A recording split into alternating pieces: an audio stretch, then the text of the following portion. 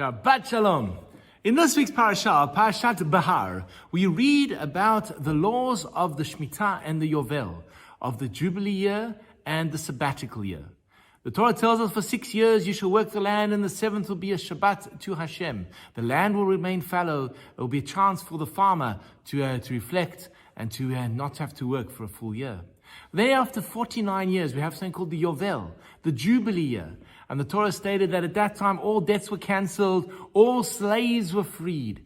And the words that are used by the Torah is, dror ba'aretz. There'll be a freedom call throughout the land, and everyone will be free. That's very strange, because certainly not everyone was slaves. So why all of a sudden is everybody free? I understand when it comes to the workers, those who had indentured themselves to work off a debt, those who decided that for whatever reason they preferred to work with under the auspices of an owner. I can understand them being freed. But what about the owner? They were free away anyway, were they not? And here lies a fascinating and amazing insight about the Torah's understanding of servitude and slavery. The Torah tells us that not only that when you took on a slave, you had a moral and ethical responsibility for that slave. You had to care for them.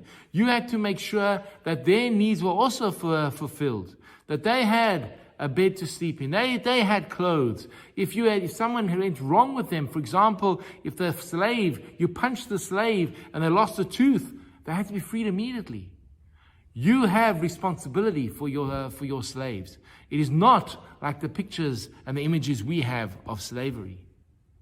And thus, when the Torah says it was dror ba'aretz, it was freedom in the land, it was freedom for everybody, including the owners themselves, because they too were freed from the responsibility of looking after these people. What an amazing insight about what freedom and responsibility is all about. We believe and we think that there are those who are there to serve us, and we are the masters of them, and whatever happens is that we are deserving. But that's not true. When people are there to assist and help us, we have a responsibility towards them as well. And that is what the Torah is teaching us over here in our parasha. You have a moral responsibility for these people. Something that we take, we're not even thinking about, but we are responsible for. And we may not have slaves anymore, but we certainly have employees. We have a responsibility to look after our employees. We as employees have responsibility to our employers to make sure that we're working for them, putting in a good and honest day's work for them. They have responsibility towards us too. And when that contract comes to an agreement, comes to an end, and they take leave of us and we take leave of them, there's a sense of relief on both parties.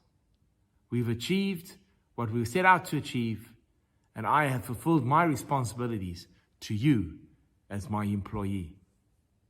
We don't have slaves anymore. We don't have landowners anymore like that.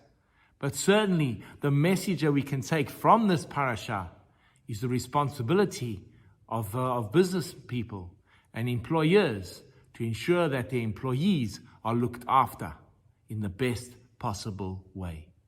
Shabbat Shalom.